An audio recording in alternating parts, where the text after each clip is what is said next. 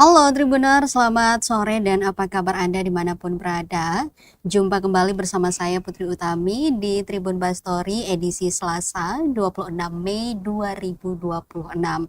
Seperti biasa di Tribun Bastory kami selalu mengangkat tema-tema menarik dan juga informatif dan pastinya sayang untuk Anda lewatkan. Dan hari ini Tribuners, tema yang akan kita bahas adalah yuk kenal lebih dekat dengan PBBU alih segmen. Nah, Tribuners, kita tahu bahwa saat ini lebih dari 98% penduduk Indonesia telah terdaftar sebagai peserta Program Jaminan Kesehatan Nasional atau JKN BPJS Kesehatan dengan berbagai jenis segmen, mulai dari PBI APBN, PBI APBD atau PBPU Pemda, kemudian juga ada PPU, PBPU dan juga BP.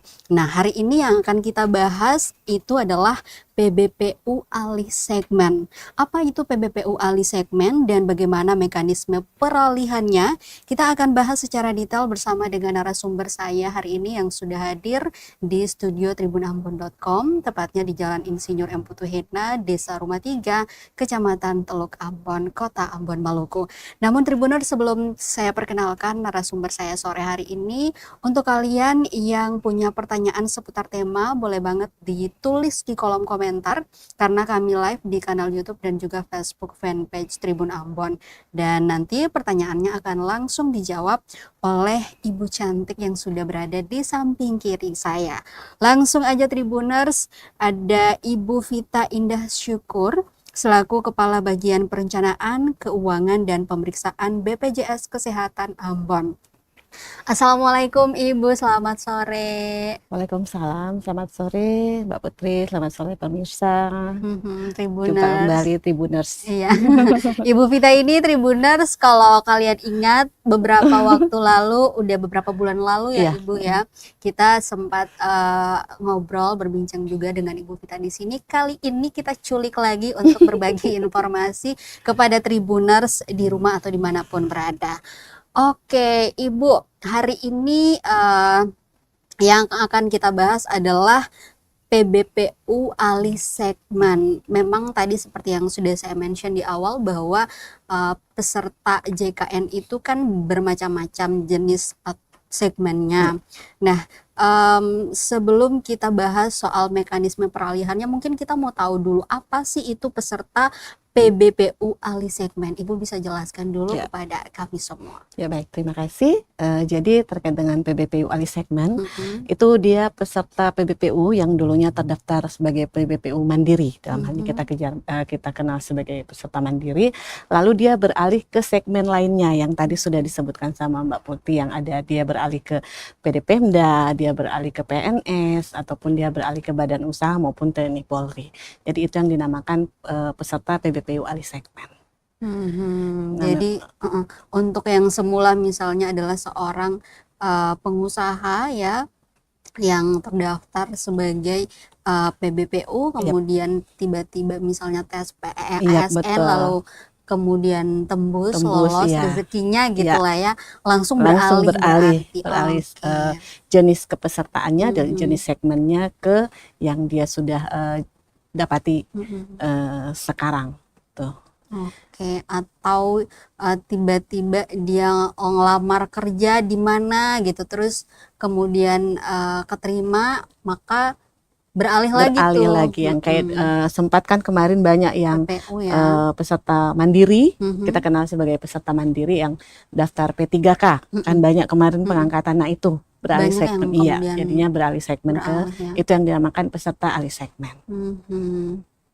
Seperti itu ya Tribuner, catat ya. Nah, untuk mekanisme peralihannya sendiri seperti apa, Bu? Apakah diurus oleh kita sendiri atau harus dengan pihak lain seperti perusahaan, tempat kita keterima kerja, atau seperti apa? Jadi ketika dia terdaftar sebagai ASN atau P3K ini di Pemda, dia pendaftar atau badan usaha itu pendaftarannya secara kolektif. Jadi pada saat itu nanti dari HRD atau bagian SDM-nya kalau di PNS itu kan, nah mendaftar ke kami, ke BPJS. Jadi dia sesuai dengan ada rincian yang kami butuhkan, ada rekapan pesertanya atau pegawainya. Terus nanti ada status keterangan yang kita atau dengan SK-nya. Nah, itu ada statusnya. Nanti kita minta di situ, biasanya kita minta belum punya belum punya JKN, kartu JKN, atau dia sudah pernah terdaftar sebagai PBPU. Nah, itu sasaran kami terkait dengan PBPU alih segmen ini. Sasaran kami akan memastikan bahwa peserta-peserta tersebut ketika dia beralih segmen, dia tidak memiliki tunggakan. Nah, itu sasaran kami. Karena memang mengacu pada Perpres kan, kita tidak boleh menahan atau membatasi peserta yang sudah beralih segmen. Jadi misalnya dulu dia di Mandiri, terus tiba-tiba dia sudah diterima kayak tadi. Nah, itu kita nggak boleh menahan bahwa nanti dulu, jangan dulu, harus kita periksa dulu. Nah, itu nggak bisa, kita harus alihkan dia ke status yang saat ini.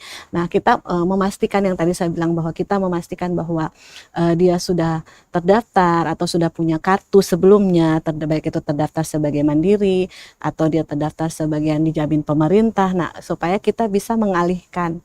Kita di sistem kami kan kita alihkan saja, kita tidak perlu menginput ulang. Nah, tapi kalau yang baru pernah terdaftar, nah itu kan kita harus input uang. Nah, sama begitupun kalau yang dia sudah terdaftar mandiri dulunya, kita harus memastikan bahwa ada enggak tunggakannya pada saat dia dulu di mandiri. Kalau ada tunggakannya berarti gimana tuh? Nah, kalau ada tunggakannya itu kita harus kita edukasi untuk melunasi. Memang kalau terkait dengan sanksi, yang pertama tadi kan kita mengacu ke Perpres, kita tidak boleh menahan peserta yang sudah beralih segmen. Mungkin kita bilang tidak bisa kita alihkan, harus bayar tunggakan dulu, itu tidak bisa. Nah, kita hanya sebatas mengedukasi, karena di Perpres itu sudah jelas tertulis bahwa peserta yang memiliki tunggakan tetap dialihkan, namun dia tetap memiliki kewajiban untuk melunasi tunggakan tersebut. Nah, jadi dari kami sih kita edukasi untuk melunasi, karena kan mungkin kalau yang di ASN oke lah, kita akan lebih dalam, tapi kalau di badan usaha atau yang dijamin pemerintah, nah itu, atau P3K, nah itu kan tidak selama-lamanya. Ya kan, siapa tahu dia sudah tidak bekerja lagi nanti di perusahaan, atau dia sudah tidak jamin lagi pemerintah. Nah, itu kan iurannya itu tetap mengikat sekalipun dia sudah beralih segmen iurannya. Nah, khawatirnya jangan sampai dia terlena dengan kondisi saat ini, bahwa dia sudah ditanggung pemerintah, dia sudah ditanggung perusahaan, jadi tunggakan itu enggak usah dibayarkan. Memang ketika kita mau berobat, status kepesertaannya aktif, tapi kan kita punya aplikasi mobile JKN, nah itu akan muncul nilai tunggakan. Nah, kita tidak tahu besok-besok ada pengurangan tenaga kerja di perusahaan, atau pengurangan kuota yang dijamin pemerintah karena merasa bahwa kayaknya terlalu berlebihan. Nah, kalau mereka dinonaktifkan, artinya kan mereka akan kembali lagi ke status yang pertama, peserta mandiri. Nah, di situ tunggakannya itu tetap akan mengikut. Nah, jadi ketika nanti kalau dia sakit, mau tidak mau dia lunasi. Tapi kalau saat ini dia di posisinya sudah dijamin pemberi kerja, kesempatan dia untuk bisa melunasi tunggakan itu. Jadi kan kita nggak tahu ke depan ya, apalagi dengan situasi seperti ini, lagi efisiensi segala macam. Itu ya betul. Oke. Nah, selain tadi kendala tunggakan, biasanya apa kemudian yang menjadi kendala dalam proses peralihan kepesertaan ini, Bu? Kalau yang peralihan itu yang paling mendasar itu ya tunggakan itu. Karena ketika misalnya saya yang dulu mandiri punya tunggakan sampai 5 juta. Terus saya diterima di PNS atau di yang dijamin pemerintah. Tunggakan itu kan mengikuti itu. Namun ketika masuk rumah sakit tetap dilayani. Tidak harus melunasi yang 5 juta itu. Nah, dari sisi kami BPJS kan berarti kita punya mereka punya hutang loh di kami, tapi kami sudah membiayai biaya pelayanan kesehatannya. Nah, itu yang menjadi kendala di kami, dan sanksinya tidak ada. Nggak ada sanksinya. Jadi upaya yang kami lakukan ya hanya edukasi, kita kerjasama dengan HRD, badan usahanya, kita rencananya terkait dengan untuk yang beralih ke ASN kita mau ke BKD. Nah, memang saat ini yang kita lakukan kita dengan kolaborasi dengan Disnaker, Dinas Tenaga Kerja Provinsi untuk penerbitan himbauan. Tapi himbauan itu khusus untuk yang badan usaha. Jadi di situ kami minta bantuannya untuk bisa mengedukasi perusahaan-perusahaan yang di dalamnya ada karyawan yang dari alih segmen itu, supaya bisa dipotong di gaji atau memberi edukasi untuk dia bisa mau melunasi. Seperti itu. Nah, Ibu, kenapa tunggakan PBPU ini tetap ada dan tidak otomatis dihilangkan begitu? Ya, karena itu kan apa ya, sudah dia punya apa kewajibannya untuk melunasi. Jadi ada kewajiban yang tertunda pada saat dia beralih segmen. Seharusnya harapan kami ketika dia beralih segmen dia melunasi dulu kewajibannya. Jangan jadi kaca lupa Iya, ya. itu. Nah, takutnya yang tadi, pokoknya kami tuh takutnya itu jangan sampai dia sudah merasa bahwa oh sudah saya berobat sudah aman. Nah, ketika tiba-tiba di PHK balik lagi mandiri baru kaget. Oh ternyata hutangku ada. Jadi nanti tidak bisa dilayani ya kalau betul. memang Nggak bisa dilayani. Nah, lebih baik mencegah daripada mengobati. Ya, terus saat ini kan memang mungkin mereka para peserta alih segmen itu merasa bahwa saat ini masih aman-aman saja karena walaupun di Mobile JKN itu membaca hutang mengikuti hutang dari segmen sebelumnya, namun di rumah sakit itu tidak memperhitungkan untuk dilunasi, jadi tetap dapat dilayani pesertanya.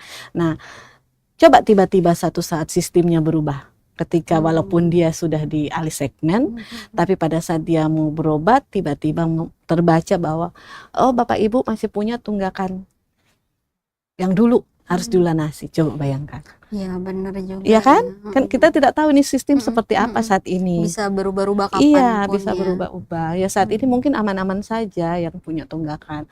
Banyak pun masih aman ya, kita masih berobat bisa. Tapi kalau tiba-tiba dia membaca dan harus dilunasi saat itu ya syukur-syukur ya. Ya mungkin sampai 500.000 ya. Oke lah, mungkin kita udah punya uang saat itu kita cari pinjaman atau apa. Tapi kalau tunggakannya sampai 5 juta ke atas gimana? Aduh, berabe juga ya kalau tiba-tiba kayak gitu. Jadi kami selalu memberikan pemahaman seperti itu, jangan sampai lupa begitu, karena kita tidak tahu aturan ini seperti apa, apalagi defisit. Mungkin pemerintah mau menarik dengan cara seperti itu kan kita tidak tahu, hanya kita menunggu saja perpresnya seperti apa saat ini. Ya saat ini di perpres tidak ada sanksi. Nah, siapa tahu ke depannya berubah ada sanksi. Iya. Jadi emang harus benar-benar visioner ya. Pemikirannya harus sampai ke depan gitu, jangan cuma mikir saat ini aja. Oke, nah Ibu mungkin bisa dijelaskan lagi ketentuan yang mengatur terkait hal ini tuh lebih detailnya di Perpres berapa? Kalau ketentuan itu ada di Perpres 82 tadi saya sampaikan bahwa memang yang pertama kepesertaan itu harus aktif. Nah, yang kedua terkait dengan kepesertaan itu, ketika peserta itu mau beralih segmen, itu kita tidak boleh halangi tadi, kita harus tetap mengalihkan sekalipun dia memiliki tunggakan. Nah, di situ tertulis juga bahwa seharusnya peserta yang sudah beralih segmen dan memiliki tunggakan wajib melunasi paling lambat 6 bulan. Sudah tertulis jelas di situ. Kalau setelah 6 bulan apakah ada sanksi khusus? Karena tidak ada sanksi itu. Jadi banyak ya kemudian mengabaikannya. Itu. Kalau di persentase Bu, seberapa banyak sih peserta alih segmen ini yang kemudian abai dengan kewajibannya tadi? Kalau presentasenya memang tidak banyak sih, sekitar 40%. Cuman kan mengotori lah. Mengotori Iya, lah iya. statusnya ya kan. Karena ini orang sudah pindah tapi masih gantung nih hutangnya di segmen yang sebelumnya. Jangan sampai ini ya jadi gunjingan tetangga ya Bu. Tuh udah jadi PNS tapi ternyata masih ada tunggakan di Ya, BPJS, kan nggak lucu jadi kan juga. kami di bagian kami keuangan, teman-teman itu setiap hari tuh menghubungi peserta itu. Oh, Jadi kadang-kadang saya dapat laporan, Bu, ini saya kayak sambil diskusi lah, Bu, ini saya dapat apa balasan, orang sudah alih segmen tinggal tagih hutang. Padahal karena itu, ya. karena sudah terbaca, karena masih tetap terbaca hutangnya. Dan kan wajib hukumnya ya. Tuh. Kalau kalau kita di Islam kalau nggak dilaksanakan berarti dosa dong jadinya. Tuh. Oke, jadi seperti itu. Sebenarnya pemerintah udah berbaik hati dengan tadi ya tidak memberikan sanksi, Iya. masih tetap dilayani, status kepesertaannya juga masih tetap aktif, jadi bisa mengakses layanan kesehatan dimanapun. Tapi tadi ya kalau Iya. tiba-tiba Tiba-tiba ada berubah, perubahan. kita kan nggak tahu kondisi ekonomi kita kan lagi Iya. nggak baik-baik aja kan. Siapa tahu ke depannya ya kan. Nah, Ibu, apakah iuran yang dibayarkan di segmen PPU itu bisa dialihkan untuk tunggakan iuran sebelumnya? Bisa nggak, Bu? Yang di PPU, yang beralih segmen ke PPU. Kalau itu kan dibayarnya kan mengikuti pada saat dia terdaftar sudah beralih segmen, jadi otomatis itu iuran yang pada saat dia terdaftar, Oke. jadi tidak bisa dialihkan. Nah, terkait dengan itu pun akan ada kewajiban pemberi kerja di situ. Kalau untuk pada saat dia mandiri kan dia membayar sendiri iurannya, memilih sesuai dengan kemampuan kelas 1, kelas 2 atau kelas 3. Nah, pada saat dia beralih segmen yang dijamin pemberi kerja, kewajiban dia itu hanya 1% dari gaji, 4%-nya dijamin oleh pemberi kerja. Nah, kalau dialihkan ke ke mandirinya itu tidak bisa, karena kan itu kewajiban dia pada saat dia di PPU. Kalau misalnya si pesertanya meminta untuk gajinya dipotong kembali gitu langsung di store untuk tunggakannya itu gimana, Bu? Bisa nggak? Oh iya, jadi kita punya program rehab. Oke. Jadi bisa di situ. Nah, sebenarnya untuk yang menunggak beralih segmen ada nih kesempatan. Jadi bisa membayar secara cicil di program rehab. Jadi dia mendapat gaji, misalnya gajinya 3 juta, dia bisa tuh mencicil kan minimal 1 bulan dia mencicil. Misalnya cicilannya tuh ya taruhlah kita 3 orang 35.000 kan cuma 105 ya. Nah, 1 bulan itu dia hanya dipotong 105.000 untuk mencicil yang pada saat dia di Mandiri. Nah, sebenarnya itu sudah kami edukasi juga. Nah, jadi kan kesempatan ya, ada kemudahan yang kami berikan. Tidak harus kami bilang lunasi 5 juta harus. Lunasi 10 juta. Enggak, kita memberikan kemudahan dengan cicil itu.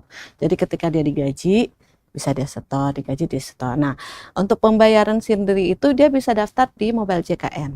Itu ada pilihan menu rehabnya, mau cicil berapa kali, dengan kemampuan berapa gitu. Itu dia bisa memilih di situ. Nah, jadi kan tenang ya, kita tidak berpikir lagi besok-besoknya ada aturan apa, atau besok-besoknya saya di PHK atau tidak, atau saya dijamin pemerintah atau tidak. Nah, seperti itu. Jadi lebih memudahkan lah ketika mereka mau membayar cicil. Iya, mumpung masih ada rezeki ya Iya. kan, lebih baik dilunasi. Lebih Oke. enak mencicil kan daripada tiba-tiba PHK atau tidak dijamin beralih mau masuk rumah sakit itu tidak bisa cicil. Harus Apalagi langsung lunasi. Iya, kita kan nggak tahu ya Bu, kita sakitnya Iya, kapan, tuh. dan ya apes itu nggak ada tanggalnya ya Betul. kan.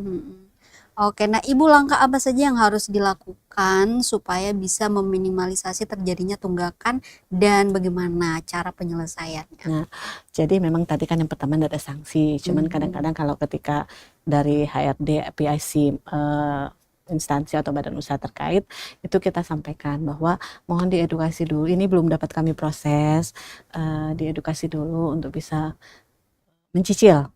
Tidak harus dilunasi, tapi mencicil sampai lunas gitu. Karena kalau kita baik hati hati, kadang-kadang kita keluar dulu sedikit dari aturan ya. Baik hati kan nanti tidak akan ada kesadaran, tidak ada merasa ada kehutang yang harus dia lunasi. Nah itu kita kasih, oh ini belum bisa kami proses, minta tolong dilunasi. Ini belum bisa kami proses, minta tolong kan cuma 200, 300. Oh iya nanti. Dan itu alhamdulillah berjalan, dapat diterima sama pesertanya, sama PIC-nya untuk memberi masukan kepada peserta tersebut. Nah memang selain itu juga kami kan kerjasama dengan Wasnaker, kami kerjasama dengan Disnaker, dengan Kejaksaan. Namun sampai dengan saat ini untuk terkait dengan PBPU alih segmen kami masih hanya dengan Wasnaker saja. Nah di situ kan ada kewajiban pemberi kerja memungut dan mendaftarkan, memungut dan menyetor iuran yang dipotong setiap bulan. Nah di situ bisa kami masuk di situ untuk bisa sekaligus memotong terkait dengan hutang pada tahun lalu, pada masa lalu, pada saat dia di segmen sebelumnya. Itu sih karena memang untuk langkah kami berbentur dengan tidak adanya sanksi. Iya ya. Jadi kami ya kadang-kadang ini boleh enggak ya, ini boleh enggak ya, kita coba gitu. Tapi menurut Ibu sendiri alangkah bagusnya itu apakah memang perlu ada sanksi supaya aturan pembayaran ini bisa lebih tegas gitu atau seperti apa? Ya kalau dari sisi saya sih suka menagih. Baiknya ada sanksi. Iya, baiknya ada sanksi. Kan tadi kita kembali ke Perpres itu kan sudah dijelaskan memang bahwa memiliki kewajiban, peserta tersebut memiliki kewajiban untuk melunasi paling lambat 6 bulan. Atau kata ataunya ke belakang itu yang kami butuhkan sebenarnya, ya kan? Atau jika tidak itu akan dinonaktifkan kembali kah atau seperti apa? Nah itu harapan kami seperti itu. Nah, cuman saat ini tidak bisa.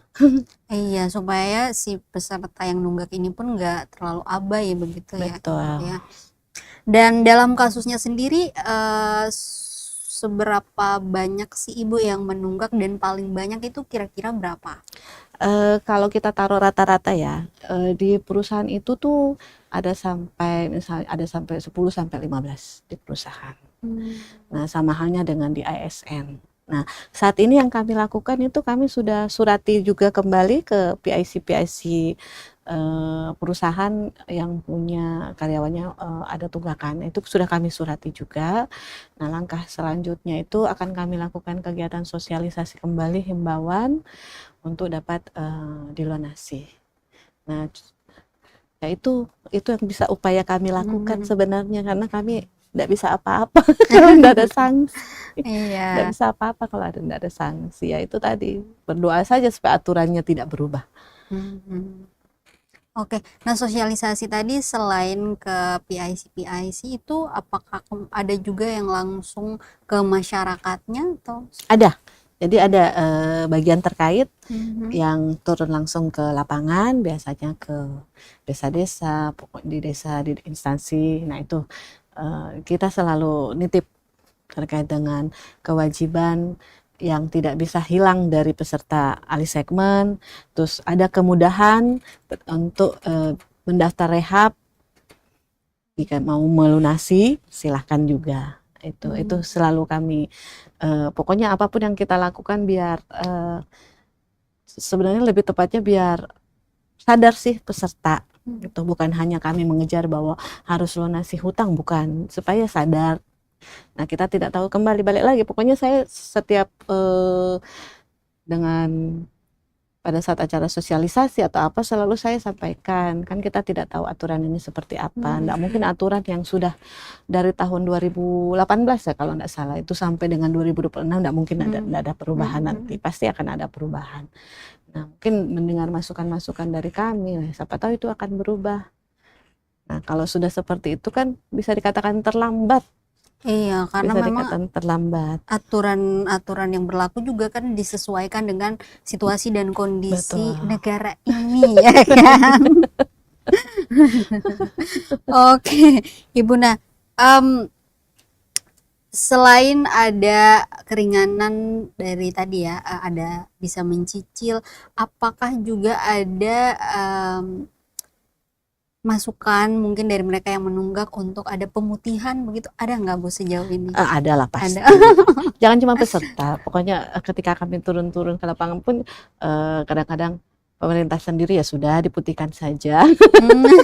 Ada kan iya. merasa bahwa kita kan sudah beralih segmen, dihapus saja itu tunggakan masa lampaunya. Nah, itu yang tidak bisa dan Sejauh ini belum ada belum ada, dan kemungkinan itu tidak akan bisa untuk dihapus karena itu kewajiban yang harus dilunasi. Terus terkait itu juga kan sampai dengan saat ini sekalipun dia punya tunggakan kan dia terlayani, hanya terbantu karena dia sudah beralih segmen. Coba kalau dia tidak beralih segmen, mau tidak mau kan dia harus lunasi itu tunggakan. Jadi memang tidak ada penghapusan untuk PBPU alih segmen. Ya berdoa aja supaya negara kita cepat kaya ya. Amin. Supaya bisa tuh kalau udah benar-benar kaya baru deh mungkin pemutihan bisa diterapkan. Enggak, kalau kita sudah kaya kan enggak mungkin lagi peserta bayar iuran Iya, ke gratis negara. Iya, semuanya. negara itu. Oke, nah Ibu biasanya alasan mereka yang menunggak dan belum bayar tuh apa sekalipun udah beralih segmen tadi? Ya itu tadi karena kartunya aktif. Karena kartunya aktif, jadi mau berobat pun kapanpun dimanapun terlayani. Kalau alasan nggak punya uang hampir nggak mungkin. Hampir nggak mungkin, karena ya dari pengalaman kita di lapangan ya sudah nanti ya misalnya ya teman sendiri atau apa, tunggakan ada, sudahlah berobat juga masih dilayani kok, masih dijamin kok. Nah kayak gitu, jadi ya kita tinggal berdoa aturan berubah. Oke, nah Ibu bisa kasih imbauan sekali lagi nggak supaya mereka yang mungkin lagi nonton bisa lebih sadar, terbuka matanya, terbuka telinganya, supaya setelah nonton podcast ini mungkin langsung buru-buru dilunasi. Amin. Oh ya, biar terbuka Biar, pemikirannya iya, sama yang tadi Ibu biar katakan. nggak ada bebannya. Ya baik, selamat sore Tribuners ya. Iya. Ya kami dari BPJS Kesehatan ya, harapan kami terkait dengan Bapak Ibu yang memiliki tunggakan pada saat masih menjadi peserta mandiri dan saat ini sudah beralih segmen agar dapat melunasi tunggakan. Nah, tidak usah dibayarkan langsung lunas karena di kami pun memberikan kemudahan dengan dapat bisa melalui program rehab mencicil secara bertahap. Nah, itu pun ada kemudahan juga, kita tidak menentukan berapa maksimal minimal bulannya. Itu dari 1 bulan pun bisa dilunasi. Nah, kami rasa dari BPJS bahwa itu sudah sangat membantu Bapak Ibu untuk dapat melunasi tunggakan. Kita tidak tahu ke depannya apakah pada saat berobat Bapak Ibu bisa dilayani lagi walaupun ada tunggakan atau harus dilunasi baru bisa dilayani. Mungkin itu dari kami bisa dapat dilunasi. Terima kasih.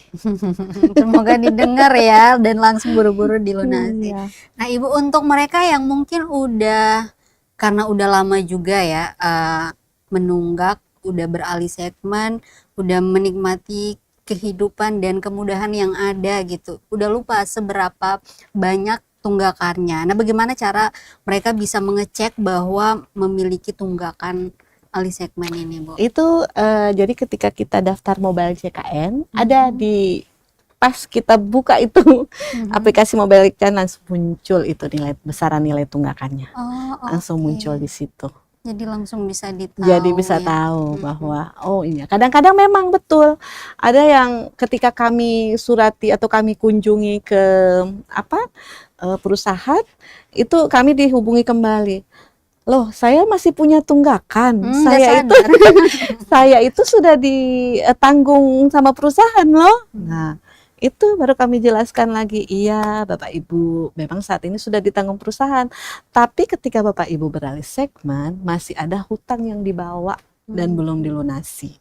Oke, dan utang itu misalnya yang tadinya taruhlah 1 juta ya Bu, kemudian dia beralih segmen itu hari ini, misalnya 26 Mei 2026. Nah, setelah beberapa tahun atau beberapa bulan ke depan, itu berarti dia stuck di 1 juta aja, Iya, nggak nambah? enggak. Oke. Karena kan bulan berikutnya dia sudah tidak membayar mandiri sendiri lagi, tapi dia sudah ditanggung sama pemberi kerja di tempat dia bekerja.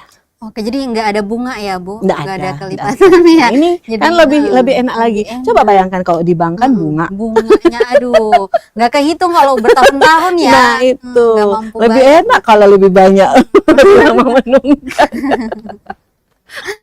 Oke, jadi seperti itu ya.